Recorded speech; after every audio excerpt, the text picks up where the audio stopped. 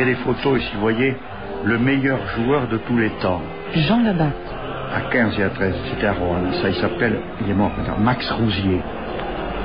Il y a un grand joueur qui était de Bayonne, qui s'appelait, il est mort aussi, Jean Daugé. À Bayonne, le stade s'appelle Jean Daugé. Et ça, c'était l'équipe de Roanne, c'était l'équipe de Devernois. Je voulais voir. Tiens, voilà Sylvain Besse, regardez-le là. Dans les années 32, 33, quand il y avait un match de sélection à 15, France-Reste, on titrait le duel Besse-Rousier. Besse qui était le Toulousain et Rousier qui était le du rugby de Villeneuve-sur-Lot, qui a été en équipe de France à 17 ans. René Verdier. Le milieu mêlé, centre arrière. Et Max Rousier détient, ce que n'a pas mon ami Sylvain Besse, le record du monde du drop, avec un Princess Wallace qui pèse 4 fois le poids des ballons utilisés maintenant. On en fait les gorges chaudes, des trucs. Et Max Rousier à Swinton, contre le Pays de Galles, la France était menée de 1 point, des 58 mètres, du gauche, Max Rousier a réussi le drop, donnant la victoire à la France, tant et si bien que l'arbitre Verluet a demandé au capitaine de l'équipe de France et de Galles d'arrêter le match pour mesurer 58 mètres. C'est en 1938, à Swinton. À bas le 13, vive le 15, la guerre des rugby sous Vichy. Le rugby à 13, premièrement, c'est un sport qui était très rapide. Il n'y avait pas de temps mort. Moi, ça me convenait parfaitement. Édouard Poncini. D'ailleurs, je jouais ailier, carrément. Ensuite, d'ailier, je suis même passé pilier. Enfin, je pouvais faire un petit peu toutes les places. Le rugby à 13 m'a toujours emballé parce qu'il y avait des grands champs, des grandes attaques. C'était un grand plaisir de jouer, quoi. Toute notre culture rugbystique est faite des matchs que nous voyons là, mais surtout des écrits de l'époque. Et les écrits de l'époque n'étaient pas tellement nombreux. Il y avait le journal sportif de Midi Olympique, comme maintenant. Alors celui-là, nous le dévorions.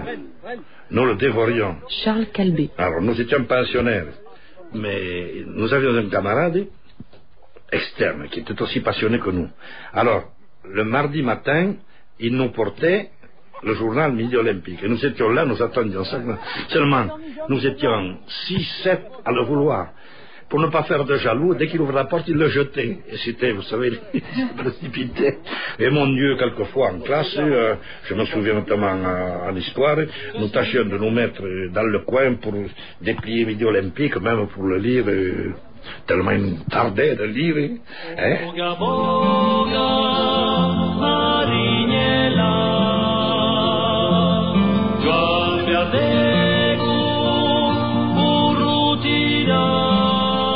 Max Rousier, Jean Daugé, Jean Taillantou, Marius Guiral, tous ces joueurs faisaient rêver les plus jeunes au début des années 30. Et pourtant, le rugby à 15, qui se pratiquait alors en France, n'était pas des plus vertueux. Régi par la règle de l'amateurisme, le rugby français se révélait le mauvais élève du monde de l'Ovalie. D'un côté, le championnat avait incité de plus en plus de clubs à rechercher les meilleurs joueurs et à leur proposer des avantages alléchants. De l'autre, le jeu des équipes était devenu brutal, désordonné, ressemblant parfois au jeu des arènes. Quelques hommes y avaient déjà laissé la vie. Dans cette ambiance de rugby de muerte et d'amateurisme marron, le rugby français commença à se lézarder. Le 26 avril 1930, 6 clubs quittèrent la FFR, rejoints bientôt par 9 autres, le 20 décembre 1930. En janvier 1931, ils créèrent l'UFRA, l'Union française de rugby amateur. La France affichait alors 2 instances fédérales avec 2 compétitions distinctes. Ce contexte de crise finit par irriter les voisins britanniques. Le 2 mars 1931, l'International Board décida d'exclure la France du tournoi des 5 nations. Privé de compétition internationale, le rugby français était contraint de faire peau neuve. J'ai été passionné dès le début par ce jeu. J'étais passionné. Et puis, alors le rugby. Charles Calbé. Il faut voir aussi l'éducation de l'époque. Mon père, comme beaucoup d'autres, non, rugby, c'est dangereux, tu as le bac à la fin de l'année, etc. Il faut y penser à ça maintenant. Ça paraît naturel, mais je peux vous dire qu'à l'époque, c'était rigoureux, j'étais pas le seul comme ça. Et dès que j'ai eu le baccalauréat, j'ai eu l'autorisation de jouer dans mon village natal, Castelsagra. C'était en quelle année, vous dites, au moment du bac? Oui, j'ai eu le bac en 32, donc j'ai commencé en 32, à 18 ans. Bon.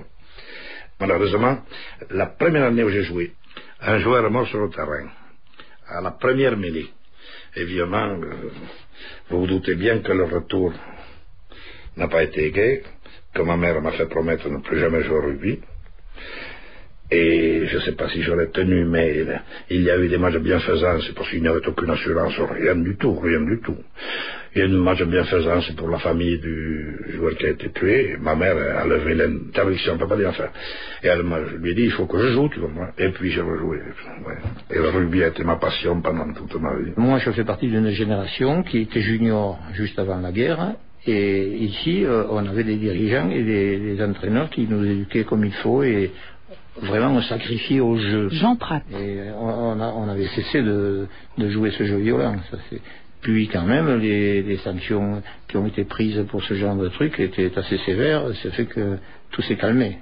Oui, heureusement. Il y avait incontestablement ce que vous appelez le rugby de mort. Il y avait trop de bagarres et de bagarres dangereuses. Je précise que ça ne se passait jamais au niveau des trois quarts.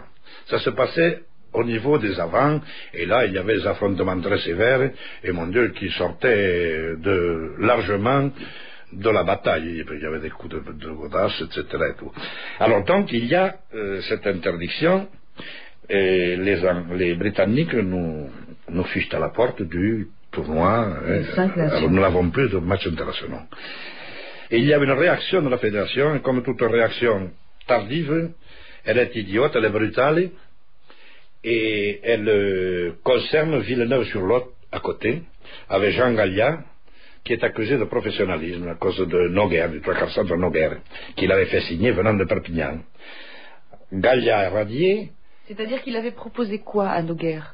C'est-à-dire qu'il l'avait fait signer, certainement pour de l'argent. Dire aux joueurs de rugby qu'ils ne pouvaient pas toucher de l'argent ou une indemnité, c'était ridicule. Paul Barrière. C'était un faux paradoxe.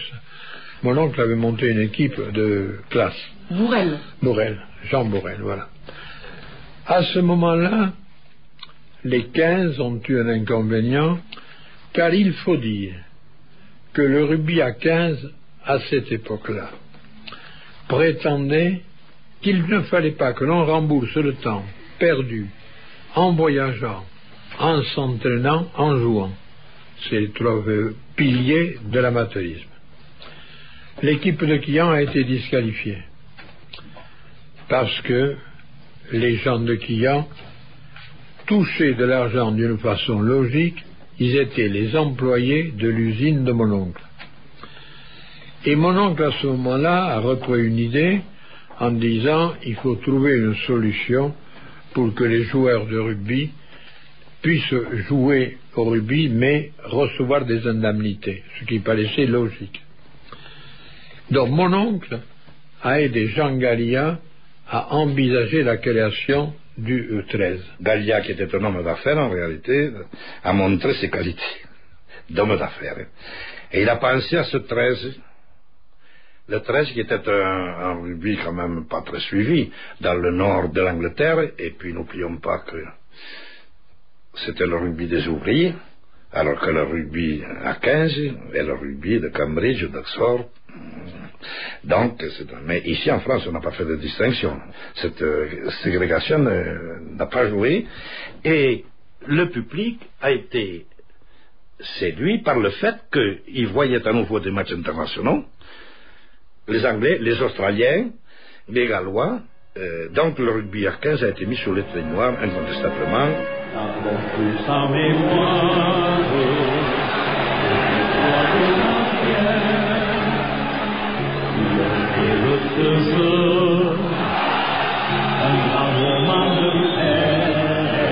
Profitant de la mauvaise passe que connaissait le rugby à 15, la Rugby League tenta de lancer le rugby à 13 en France.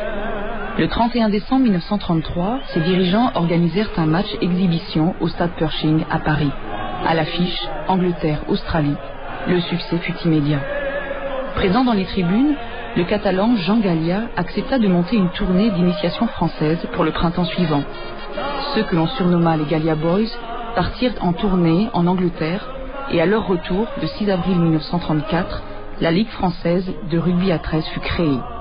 À compter de ce jour, Jean Gallia mit tout en œuvre pour implanter plus largement ce nouveau rugby en France et recruter des joueurs comme Sylvain Besse. Gallia a essayé de monter le rugby à 13 à Toulouse. Il essayait de prendre les meilleurs joueurs de tous les clubs. Et il est venu me contacter. J'habitais à Toulouse, j'étais marié à Toulouse. J'ai donné un accord. C'était pas des sommes astronomiques qui se jouaient à ce moment-là, mais il y avait eu un accord signé. Il y avait eu une prime à la signature, et on avait une prime par match gagné ou match perdu, ou match nul. Voilà le professionnalisme. Quand ils sont venus vous chercher, Charles Calvé, qu'est-ce qu'ils vous ont proposé justement comme contrat? Tout de suite, on m'a fait ressortir qu'à la fin de l'année, j'avais une traction avant. C'était l'étalon, peut-être l'étalon de l'époque, effectivement. Ils avaient de l'argent et tout. Et alors, à l'époque, on parlait de la traction avant-guerre, c'était une chose. Et puis, des primes, je m'en souviens pas. Ça ne m'intéressait pas. Je partais sur les bords de la Bise pour les éviter, je vous dis. Et je n'aimais pas le jeu à 13. Ah, je n'aimais pas le jeu à 13 non plus. Quand j'ai commencé à jouer au rugby, moi, c'était le 13 qui avait écumé tout ce qu'il y avait de bon dans le rugby en France. Et les grands joueurs jouaient à 13. Jean Prat. Ah oui, j'ai bien connu cette époque-là. Le 15 était le sport malheureux en France. Ah oui, c'était le parent pauvre. C'était les treizistes qui faisaient les recettes, c'était les treizistes qui jouaient les grands matchs internationaux contre l'Angleterre, tout ça, oui, avec des types prestigieux que j'ai bien connus, les Jean Daugé, les Desclos, les Tresca, pour insister, Baris, Brousse, Montrecolis, Pérez. C'est tous des gens que j'ai connus, bien connus, à 15, avant qu'ils ne passent à 13. Ouais. Et vous? J'ai été formé à 15, mais j'ai été contacté par les 13. Oui, j'aurais normalement dû, si tout était resté en l'état, jouer à Carcassonne. Mais moi, à ce moment-là, ici, les dirigeants s'occupaient bien du club et avaient l'intention de recruter et de monter une grande équipe, donc je suis resté. Il y avait des joueurs qui passaient à 13, et par contre, ils ne pouvaient pas revenir après. Charles Calvé. Ça nous était bien égal qu'ils jouaient à 13 ou à 15. Par contre, entre dirigeants, vous comprenez, là, ça a été la guerre. Parce qu'ils en arrivaient à débaucher des joueurs, et les meilleurs, au dernier moment. Oh, c'était épouvantable. René Verdier, il y avait combien de clubs de rugby à 13 avant-guerre, avant d'être stoppés dans cette ascension? Alors, attendez. En 1930, la Fédération française de rugby à 15, qui n'a aucune concurrence, compte 784 clubs.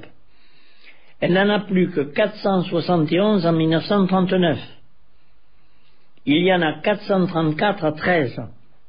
À la même époque. C'est-à-dire c'est pareil. Avec la différence que les 13 ont des matchs internationaux, ils ont les meilleurs joueurs, en déplaise aux puristes qui ne veulent pas entendre, alors que moi je pense que il faut admettre les deux rugby, alors que les 15 n'ont plus de relations internationales, et les joueurs quand même, malgré l'argent à l'époque qui n'était pas distribué avec autant de largesse qu'aujourd'hui, ils aimaient quand même jouer.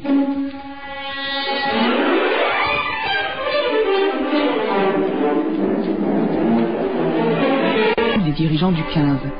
Conscients du danger de leur éviction du tournoi des 5 Nations, ils acceptèrent de céder aux exigences des Britanniques et votèrent, en avril 1939, la suppression du championnat interne. Le 9 juillet, la France obtenait le pardon de l'International Board et la première rencontre France-Angleterre eut lieu le 25 février 1940 au Parc des Princes. Rappelés du front, les tricolores furent rassemblés à la hâte. Après 8 ans sans match du tournoi, les joueurs, mal préparés, durent affronter une sélection de l'armée britannique composée de 15istes et de 13istes confondus. Devant 25 000 spectateurs, ils encaissèrent une terrible défaite, 36-3. Mais la guerre allait suspendre pour quelque temps les rencontres sportives. Avec la guerre éclatée, alors là il n'y a plus de rugby pendant 3-4 mois. Et puis, il y a les juniors du club. Charles Calbé. Avec Bédère qui n'est pas mobilisé et qui les fait jouer au rugby. Alors, ils jouent des matchs amicaux, mais il n'y a rien autrement. Vous savez, je n'ai pas eu l'occasion de beaucoup m'en occuper. J'étais dans un régiment d'artillerie sénégalais et je ne m'occupais pas beaucoup de... Et quand nous sommes revenus, c'est vrai, nous avons un peu repoussé les juniors de l'époque, mais enfin, nous avons intégré quand même, il y avait basket qui était junior de tout, qui a été intégré, la classe était là. Mais il y en a beaucoup qui avaient espéré par des joueurs en équipe première et prendre notre place. On est revenu vers des joueurs un peu plus chevronnés, qui avaient déjà un passé, parce que ça compte l'expérience aussi.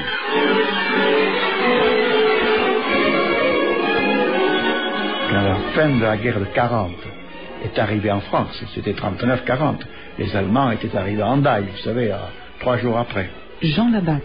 Les grands clubs de rugby, à 15, ici, il y avait des grands clubs, c'était l'Aviron Bayonnais, Biarritz, Bordeaux-Bègles, Dax, Tarbes, etc.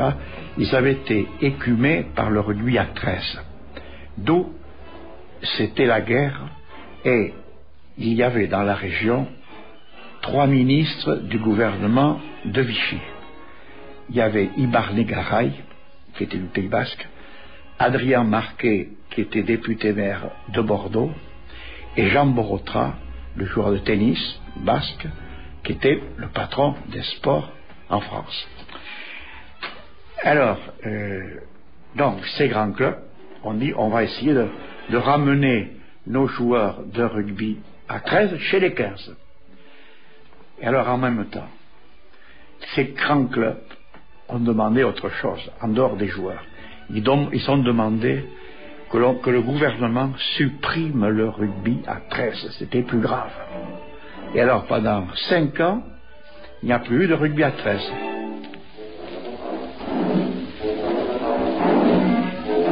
Le 15 ans, il jouait sur le petit terrain des Platanes, disons qu'il était cacahuète, il était KO, quoi. Hein?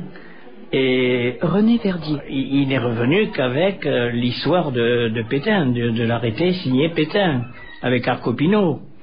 Bon, et fomenté par les Basques, hein, je vous ai dit tout à l'heure, ça s'est passé en Basquésie, parce que là, il y a des choses que je ne peux pas vous dire.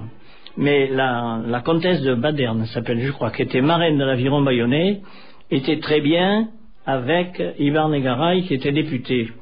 Et elle lui a dit au député, M. Daran étant président de l'Aviron Bayonnais, il faut arrêter ils partent tous, Béraud, Sens, Espitau, tous les joueurs basques de grande qualité.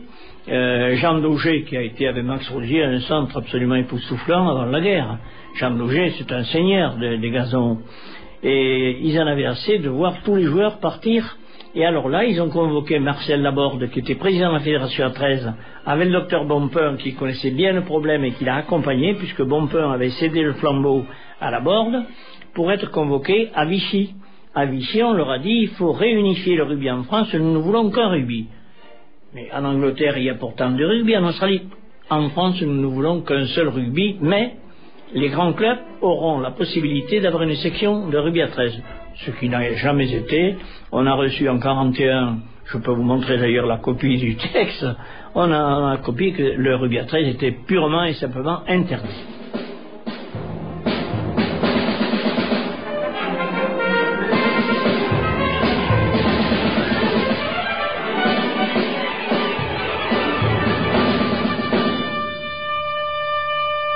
Oui, nous jouerons dorénavant à 15 et dès dimanche prochain à Carcassonne contre Perpignan. Monsieur Borotra, qui a bien voulu reconnaître notre œuvre, fait appel à la collaboration de la Ligue. Je la lui ai donnée pour ma part entière et loyale. Le commissaire général au sport ne condamne pas notre jeu, puisqu'il se propose de le faire pratiquer par les scolaires. Mais il veut unifier pour le rénover, le rugby, et rétablir le prestige du sport français. C'est donc un ralliement et non un reniement. les clubs à 13 deviennent clubs à 15 avec des garanties morales et matérielles que je publierai cette semaine. Tous les clubs de la Ligue devront appliquer ma conduite. Ce sera fait dans la semaine. Marcel Laborde, président de la Ligue française de rugby.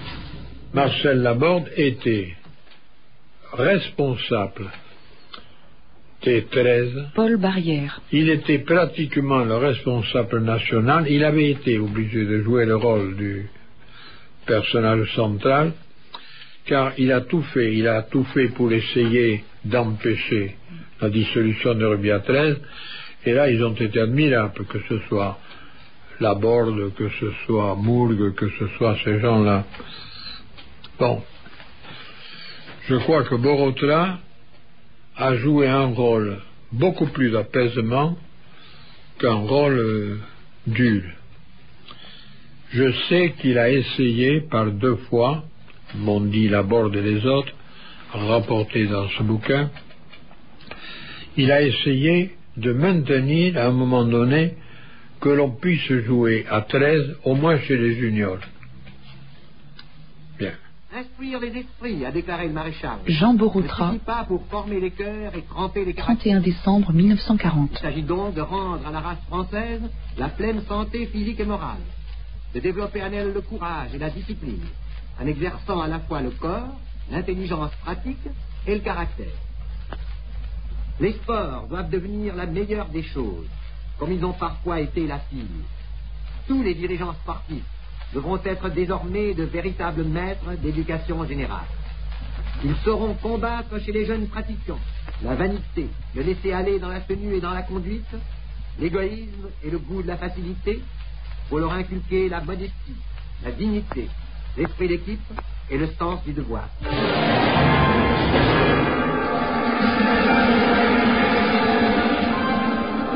Après la création de l'État français, le 11 juillet 1940, le maréchal Pétain nomma Jean Borotra à la tête du commissariat général à l'éducation physique et au sport. Parmi les membres de son équipe, le lieutenant-colonel Joseph Pasco occupa le poste de chef du service des sports. Auréolé de son glorieux passé, le sport devait y aider.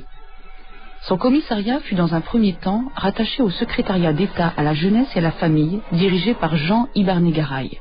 Ce Basque, proche du rugby à 15, n'avait pas hésité à déclarer le 22 août 1940 que le rugby à 13 devait être rayé, purement et simplement, du sport français. De toute évidence, le sport professionnel n'était pas compatible avec l'idéologie de Vichy. Aussi, dès septembre 1940, la Ligue française de rugby à 13 se déclara prête à pratiquer un rugby amateur. Mais au mois d'octobre, le couperet tomba. La plupart des sports professionnels furent supprimés, le rugby à 13, la lutte et le tennis. Quant au football, au cyclisme, à la boxe et à la pelote basque, un délai de 3 ans leur fut accordé. Dans le milieu du 13, on garda espoir. Un comité technique devait examiner l'opportunité de faire pratiquer ce jeu dans le cadre scolaire d'une académie. Finalement, il n'en fut rien. Les quinzistes avaient la différence des... À mon avis, c'est un avis personnel. Bon, ils ont su s'adapter au moment, si vous voulez. Ils ont toujours exploité les éventualités qui se présentaient, alors que les 13 n'ont pas su. René Verdier. C'est-à-dire que les 15 à l'époque étaient très bien avec les Vichysois, pour preuve Ibarné-Garay, Borotra, Pasco. Qu'est-ce que ça pouvait foutre à Carcopino, qui était ministre de l'Éducation nationale, d'aller dans le bureau de Pétain pour lui dire il faut enlever le rugby à 13. Embrassons-nous. Comme dans les familles où l'on finit par oublier les querelles, parce que les fibres de la parenté se manifestent un beau jour, les 15 et les 13 se sont réconciliés. Les joueurs du néo-rugby vont reprendre leur place parmi leurs camarades restés fidèles au rugby traditionnel.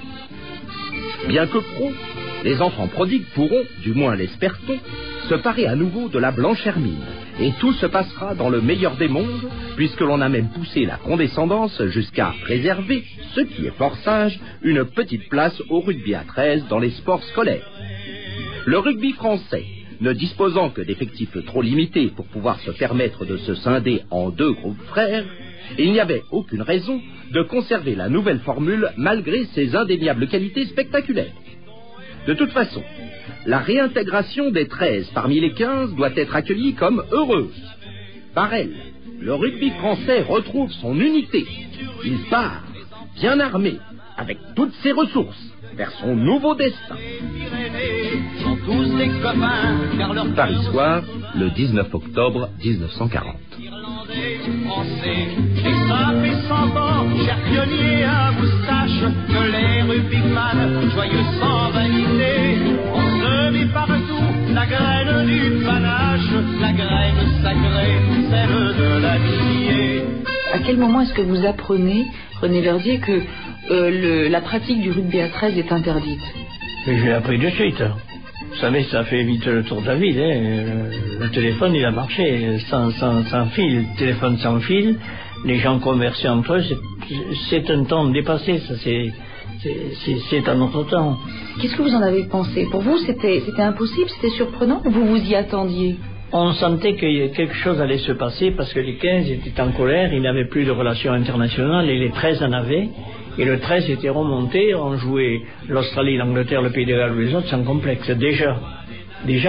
Parce que Gallia avait fait école, on avait pris des entraîneurs anglais en France qui avaient, modifié le jeu, les stratégies, la manière de se comporter sur un terrain. C'était plus rapide. Et qu'est-ce que j'en ai dit on était loin de penser que l'occupation allait durer 4 ans. En tout cas, dans votre région, Charles Calbé, la pratique du rugby à 13 a été complètement stoppée? Ici? Ah oui, mais partout.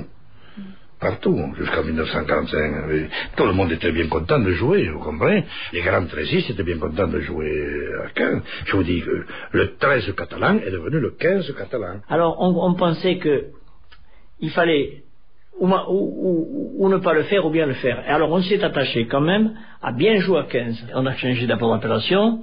Ce qui s'appelait le SAV 13, c'était Villeneuve 13 pour tout le monde. Bon, Sport Athlétique Villeneuve 13 est devenu l'Union Sportive Villeneuvoise 15, avec une section d'athlétisme, etc. Union Sportive Villeneuvoise. Et on a toujours été habillé en vert. On n'a plus porté le maillot des 15 qui s'appelait Villeneuvois en noir et blanc. On a gardé les équipements de Villeneuve 13 et on a joué à 15 avec les joueurs à 13 qui pouvaient s'évader d'Allemagne comme Jeb Lacoste qui était rentré, Kounienk, international, qui a réussi également à revenir. Et la pratique est devenue une pratique d'amateur. Il n'y avait plus de contrat. Oui, il n'y avait pas tellement d'argent, vous savez, pendant la guerre. C'était surtout des places, de quoi manger, de la nourriture. Et les dirigeants avaient quand même des relations. Puis ici, à la campagne, le Villeneuvois est agricole avant tout. Jean Prat, comment ça s'est passé, cette intégration des treiziistes? Eh bien, la fédération a requalifié ces garçons qui jouaient au jeu à 13, forcément, puisque le jeu à 13 était supprimé, il fallait quand même en faire quelque chose. Alors on a vu revenir au jeu à 15 des garçons comme Jet Desclos, Daugé, Jean Daugé et d'autres. Le jeu à 15 faisait une bonne affaire en récupérant ces garçons. Ah oui. Certains disent que pour les treizistes, c'était pas toujours facile de revenir dans le giron du rugby à 15. On les considérait un petit peu comme des dissidents ou comme ceux qui avaient joué au néo-rugby. Vous l'avez ressenti, Jean Prat? Non, absolument pas. Non, j'étais adopté. Non, on était tous frères, hein, faut pas l'oublier. Non, ceux qui sont revenus à 15 ont été accueillis à bras ouverts, bien sûr. Ils étaient des nôtres. Hein? On les a pas accueillis comme des gens étrangers, encore une fois. Hein? Charles Calbé. Vous voyez, le joueur que j'ai été avant-guerre était quinziste. Donc, il était dans la petite catégorie, d'après ce que nous venons de dire. Tous les treizistes étaient presque internationaux tous. Quand ils sont venus chez nous, ils n'ont pas été meilleurs que nous. La plupart étaient des quinzistes repentis qui étaient passés de l'autre côté, enfin, repentis. Des quinzistes qui avaient voulu toucher leur retraite. Ça ne leur donnait pas une valeur supplémentaire, ça non plus, vous comprenez. Seulement, la situation, l'ambiance de l'époque, c'était que le rugby à 13 était un rugby bien supérieur. Et quand nous avons été dans ce rugby unifié, je dis toujours que j'ai joué, moi, dans ce rugby unifié, qui a duré 1942-43, 43-44 et 44-45. Le champion doit aimer la lutte et non la gloire. Le succès pour lui-même et non pour le profit. qu'on ne le rabaisse pas au rôle d'un simple instrument de propagande. Il doit être un exemple humain. C'est pourquoi, voulant assurer la pratique désintéressée du sport, le commissariat général a condamné le professionnalisme. Cette attitude ne fait pas obstacle à la recherche de la plus... Voilà ce qu'on disait tout le temps, ce qu'on rabâchait tout le temps. Vous devez être l'élite, avec le sport, la jeunesse. Nous veillerons à ce que les jeunes Français disposent d'entraîneurs qualifiés et des moyens nécessaires. Secrétariat d'État à l'éducation nationale et à la jeunesse. Décret du 19 décembre 1941 portant dissolution de l'association dite Ligue française de rugby à 13. Nous, maréchal de France, chef de l'État français, vu la loi du 20 décembre 1940 relative à l'organisation sportive, sur la proposition du secrétaire d'État à l'éducation nationale et à la jeunesse, décrétons. Article 1. L'association dite Ligue française de rugby à 13, dont le siège social est à Paris, 24 rue Drouot, est dissoute, l'agrément lui ayant été refusé. Article 2. Charles Calbé, qui a eu la peau du rugby à 13 pendant les années de guerre. Et je suppose que aucun dirigeant qui existe n'a pu être assez fort pour l'exiger. Ça, il n'y en avait pas. Donc c'est Pasco qui était un international à 15 et qui a vu cette possibilité d'unifier le rugby, et mon Dieu, il l'a unifié vers le 15, ce qui est logique. Il avait d'autres lettres de noblesse, le 15 que le 13 quand même, vous comprenez. Voilà, je crois être là, formel là-dessus. C'est un homme, Pasco. Et Borotra aurait accepté. Ah, mais Borotra c'était le sport en général. Il y a eu une période diffuse, vous savez, sur le rôle de Borotra et tout, qu'est-ce qu'il était et tout. Il avait son nom, c'était le basque bondissant, c'était celui que nous admirions au collège dans la Coupe Davis, parce que j'étais encore au collège quand on a remporté la première Coupe Davis avec Borotra, Cochet, Lacoste et Brugnon. C'était la personnalité du gars et tout. Mais je crois que lui, il n'était pas partie prenante dans ces choses-là. Lui, c'était l'idéaliste, les grands discours, la patrie, et le sport service de la patrie et tout.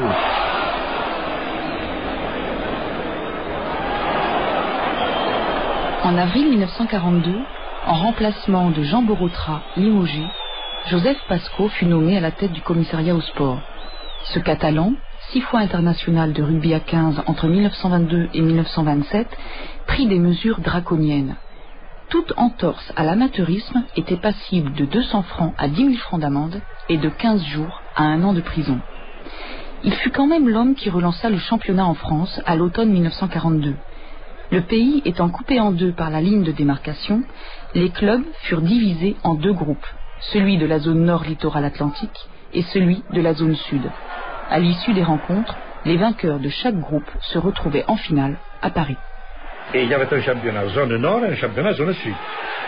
Si bien qu'en 1943, là, c'est Pasco qui l'a décidé, il y a eu la finale entre Bayonne, champion de la zone nord, et Agen, champion de la zone sud. Et elle s'est jouée à Paris. Donc nous avons eu l'autorisation de passer pour aller à Paris. Et nous n'avons perdu comme cette année-là la finale. Et il y a l'anecdote que j'ai souvent racontée. En 1943, nous sommes partis avec un veau dépecé, quoi, dans nos valises, parce que nous savions qu'à Paris, on nous racontait assez qu'ils crevaient de faim, quoi, tout. Alors pour jouer une finale, on a emporté un veau, et en gare d'Austerlitz, on nous a piqué le veau. Mais l'histoire n'est pas finie. Mon beau-frère était un type qui fait beaucoup de choses. Et il est entré au service de ravitaillement. Et il avait prévu comme pouvait, il avait un bon de déblocage, il a fauché un bon de déblocage à Castelsauzin, et il nous a fait débloquer le veau. Oh, pour vous dire, la fédération a décidé de nous faire jouer un match de demi-finale à Paris, en zone occupée. Nous avons mis 48 heures pour arriver à Paris, à cause des trains de bombardement. On avait les machines, les locomotives qui étaient bombardées au bord de la route. Et Sylvain Besse. Nous arrivons à Paris et nous jouons ce match, bien sûr. contre Agen à Paris, les deux équipes de la zone libre.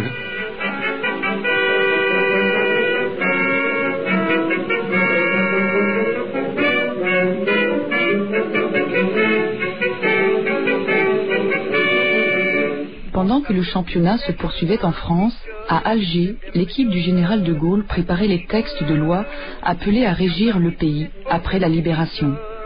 Le 2 octobre 1943, une ordonnance relative au statut des groupements sportifs et des groupements de jeunesse rétablissait la pratique du rugby à 13. Le 24 juillet 1944, un décret signé à Alger fixait les conditions d'obtention de la notion d'agrément. Pour les anciens trésistes, la libération annonçait le retour dans le giron du néo-rugby.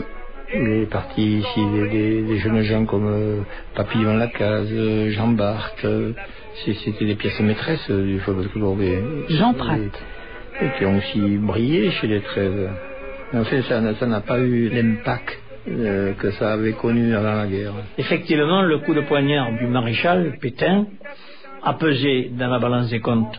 Parce que il y a certains clubs à la Libération qui ont dit bon, pourquoi revenir à 13, on va encore, parce qu'on savait que le 13 c'était les mal-aimés. René Verdier. S'il faut encore rechanger, etc., on reste à 15, La Rochelle n'est pas revenue à 13, Dax n'est pas revenu à 13, on a perdu les effectifs. Il a fallu 5 ans pour étudier les automatismes, reprendre le jeu qui avait évolué par rapport aux Australiens et aux Anglais, qui ont été moins idiots que nous, de couper le rugby en deux. Et ces 4 années d'interdiction ont pesé très lourd. Et le 13 a payé très cher. Et en 1945, ils ont repris leur autonomie. Très difficilement, d'ailleurs. Je me demande comment... C'est la presse qui les a même donnés à ce moment. Il n'y avait rien, c'était minable. Il n'avait ni spectateur ni rien, et il y avait un joueur, il n'y a pas de règlement, il y avait un joueur qui jouait une fois à Villeneuve, mais le dimanche après il jouait avec Toulouse. Vous voyez. Il aurait dû mourir de sa belle mort. Il a fallu attendre 5 ans pour retrouver, si vous voulez, cette manière de jouer, ce rugby moderne. Hein, et la preuve, on est allé en Australie, parce que en ce temps-là, il y avait quand même des dirigeants à 13 que l'on n'a plus maintenant. Quand on a un Paul Barrière, vous comprenez que Paul Barrière, qui a eu l'idée d'aller en Australie, il fallait le faire. J'ai joué un rôle, peut-être par mon âge, peut-être par la situation, peut-être par les faits. Bien, je suis dans la région de Carcassonne et je vais voir mon ami Laborde à Perpignan. Et il m'arrive avec un dossier, il me dit, tu devrais aller à Paris, remettre ce dossier. Puis je dis, Marcel, moi je vais à Paris que dans l'Italie. Oui, mais tu as des possibilités d'y aller. Il était très difficile d'aller à Paris à ce moment-là, parce qu'on se battait encore du côté de Limoges. Bon, enfin j'arrive, je dis, je remettais ce dossier. Puis moi je vais à Paris, avec une voiture, un chauffeur mobilisé, habillé en militaire, et avec un laissez-passer. J'avais des relations à Paris, moi. J'avais beaucoup de relations amicales dans le monde du sport et dans le monde de la résistance. Et à Paris, je m'occupe de choses beaucoup plus importantes. C'était de faire un peu la bamboula et ensuite c'était de passer du temps agréable, de voir des amis, mes amis du Maxime, etc. Le dernier jour, on me dit, il faut remettre le dossier. Le dossier. Je vais dans un bureau pour remettre le dossier. Vous aviez oublié, vous, entre Complètement. Complètement, non, oui, pratiquement. Et je reste un grand moment pour remettre ce dossier. Je crois qu'on devait remettre un service et sport, je ne sais pas si c'est paru de Châteaudun ou une histoire comme ça. On nous a mal reçus. Et le lendemain, j'ai demandé à téléphoner à Laborde si on pouvait faire une réunion, fais ce que tu veux. Et le lendemain, on a fait une réunion annonçant le départ de rugby à 13, le nouveau départ de rugby à 13, qui était déjà reparti à Carcassonne, etc., par une conférence de presse.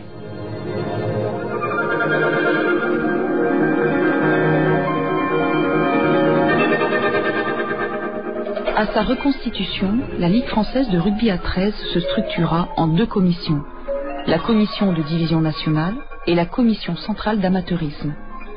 Le 13 juillet 1947, au congrès de Bayonne, on décida de créer la Fédération française du jeu à 13. Cette décision fut officialisée un an plus tard, au début du mois de juillet 1948, lors du congrès d'Arcachon. Une page importante de la vie du rugby à 13 était tournée. On a permis aux 13 de repartir sous l'appellation de jeu. Pour moi, c'est une charlotade, parce que René Verdier. Si j'avais eu à faire l'affiche, j'aurais été très embêté. Admettons qu'on fasse la France contre la Grande-Bretagne. Alors le jeu à 13 français contre le rugby anglais, ça veut dire quoi ça? Ça tourne pas d'ailleurs, hein?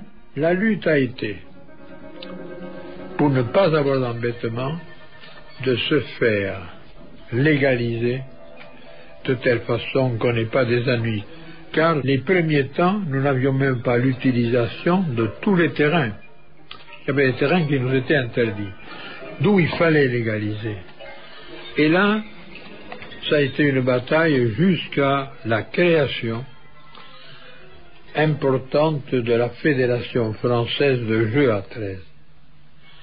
On m'a reproché ensuite, plus tard, d'avoir accepté la disparition du nom rugby. Mais je n'avais pas le choix. Si je n'avais pas appelé le nom rugby, on aurait eu des ennuis qui auraient interdit de faire quelque chose de national. Et donc, on a créé la Fédération française de jeu à 13. Est-ce que cela vous a surpris, Jean Prat, que le rugby à 13 soit obligé de s'appeler jeu et ne retrouve pas son nom? C'est ridicule. Hein. Bon, c'est des procès là, qui sont nuls, ça. C'est des rugby qui soient à 13 ou à 15, ça se joue avec le même ballon, il n'y a que les règles qui diffèrent. Non, mais l'esprit est toujours le même, hein. Il n'y a pas beaucoup de différence. Ça fait qu'un joueur à 15 peut jouer à 13 sans être dépaysé, et l'inverse aussi. Il n'y a pas une très très grosse différence. D'abord, je ne veux pas dire rugby à 15, je veux dire rugby, parce que justement, j'ai pas pu réussir. Je voulais empêcher les 13 de s'appeler rugby. Je voulais qu'ils s'appellent le jeu. Alors, j'ai été mal défendu. Albert Ferras. Si j'avais eu un bon avocat, je crois que j'aurais gagné. Et finalement, c'est en 1985 que le jeu à 13 devient rugby à 13. Bon, ils ont décidé. Alors, quand personne... on m'a pas suivi, bon, on remarque, bon, qu'il reste rugby, je m'en fous. Hein. Enfin, pour moi, c'est pas pareil, c'est un jeu. Vous comprenez, moi, ce qui est anormal, c'est qu'il y ait deux rugby. Bon, s'il y a un jeu et un rugby, je veux bien, mais deux rugby, c'est pas bien. S'il y avait deux footballs, qu'est-ce que vous diriez? Hein? Entre les 15 et les 13, c'était une guerre épouvantable. Jean Labatte. À tel point que les deux présidents de fédération ont demandé l'arbitrage du ministère Éducation nationale et Sport. On a réussi à leur faire faire un protocole à cette époque-là pour que, enfin assez long, avec des articles, des arrêtés, etc., mais il ne s'appellerait plus rugby à 13, mais jeu à 13. Voyez-vous? Et alors, c'est là qu'il y avait Paul Barrière, de Vernois et d'autres dirigeants. Crabos, c'était le président de la fédération de rugby à 15. Et alors, Barrière et de Vernois ont accepté? Alors, tenez, oui, ils ont accepté, ça a duré plusieurs semaines, hein, cette histoire-là.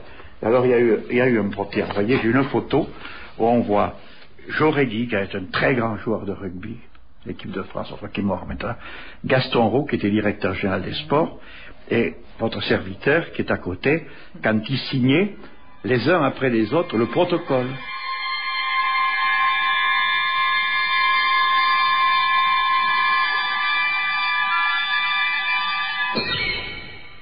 René Verdier, est-ce que c'est une guerre sans fin entre le rugby à 13 et le rugby à 15? Ils veulent absolument, il y a des années et des années que l'on entend, vous savez, le 13 va mourir. Mais il se trouve que le 13, il paraît que les grandes causes ne peuvent pas mourir, on ne meurt jamais. Il se trouve que les 13 ont des fadas qui passent du temps, qui mettent la main à la poche, qui paient pour survivre. Paul Barrière est arrivé, c'était le plus jeune président de fédération à ce moment-là de France. Édouard Foncini. Et là, il a trouvé tous les joueurs qu'il fallait pour monter une super équipe. Et cette super équipe a commencé vraiment à être au son point maximum en 49. Il y a un déclic, on s'est retrouvé un noyau de très bons joueurs.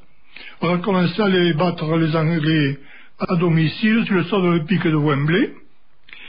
Ensuite, il a monté là, cette tournée d'Australie qui était là, à l'époque, c'était un truc presque impensable, hein, parce qu'on est parti pendant 4 mois quand même. Hein. Australie et Nouvelle-Zélande. En 1951. En 1951. Et là, on a fait une tournée dont on parle encore en Australie, un demi-siècle après. Voilà. Et en plus, alors, il y avait tous les Australiens, tout le public dans les tribunes, ça, qui, lorsqu'on est sorti du terrain, tout le monde était debout à nous applaudir. Et ça, voilà, ça a été un truc formidable. Hein. 19 septembre 1951. Au début de ce numéro du magazine des sports, nous avons fait allusion à l'été désastreux que nous avons connu en France. Or, il se trouve que des sportifs français n'ont pas eu à se plaindre, eux, du mauvais temps. Ce sont les joueurs de rugby à 13 qui, pendant plus de 3 mois, ont joué en Australie et en Nouvelle-Zélande. Écoutez plutôt le reportage de cette arrivée sensationnelle. C'est une véritable réception style défilé à Broadway qui a débuté il y a plus de 2 heures à Marseille en l'honneur des 27 joueurs, des 2 entraîneurs et du directeur de l'équipe de France de rugby à 13. Il faut dire que le 13 de France revient des antipodes avec un palmarès sensationnel, 26 matchs joués, 3 défaites, 4 matchs nuls et 19 victoires. Tout au long du Vieux-Port, de la Canebière et de la rue de Rome, tout à l'heure c'est sous une pluie de coques en papier, de serpentins, de confettis que les joueurs ont défilé, chacun d'eux debout dans une voiture découverte.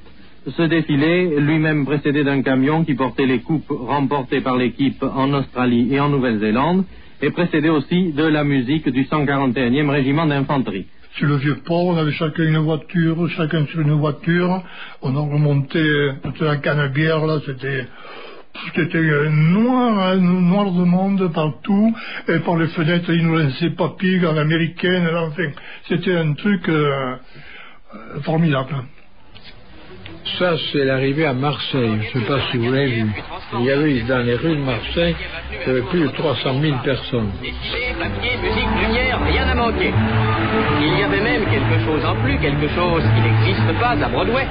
Il y avait l'accent marseillais et une puissante odeur de bouillabaisse.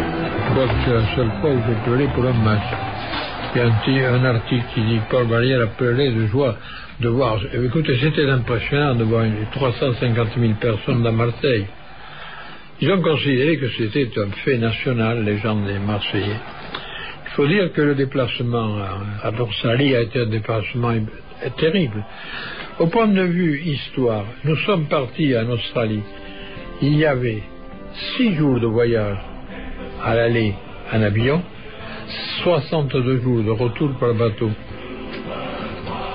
Donc il a fallu d'abord trouver l'argent pour y aller, ce qui n'était pas sûr, et ensuite ça a été la première fois qu'une équipe française, une équipe de sport, une équipe complète de sport, se déplaçait en Australie. Je l'avais dit, si vous gagnez 4 à 5 matchs, ce sera bien. Ça a été colossal, ça a été un événement colossal. Vous vous souvenez de l'accueil qu'on leur a réservé à leur retour des antipodes, à ces trésistes là, Jean Prat? Oui, monsieur. On était juniors ensemble. J'avais joué contre tous ces gens-là. Alors, on était content pour eux. Hein. C'était normal. Mais ils le méritaient bien parce que ils avaient été très forts. Non, c'était une très grande équipe.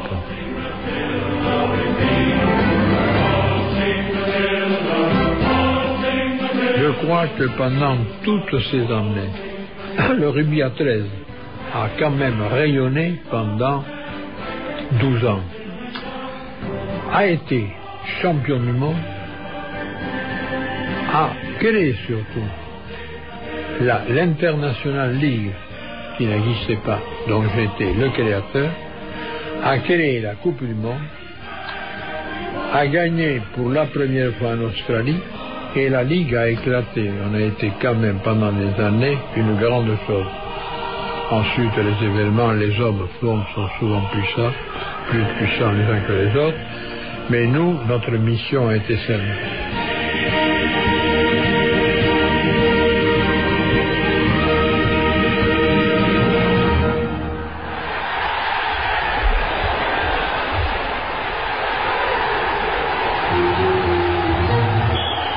Nous, on est là, des poussins de citrouille, notre tambour, c'est pas la chatouille, et le poignet, bien belle le ballon.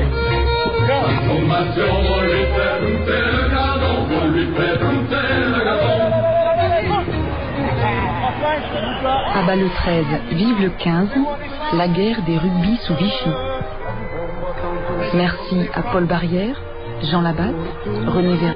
Remerciements aussi pour leurs conseils à Laurent Roldos, Louis Bonnery, Mike Rylance, Henri Garcia, Pierre Albaladejo, Serge Lager, Robert Fassolette, Philippe d'Allongeville et Serge Méric. Archivina, Jeannette Padzierkowski et Philippe Chaligné. Texte lu par Pierre Beau. Prise de son, Patrice Klein, Gilles Gallinaro.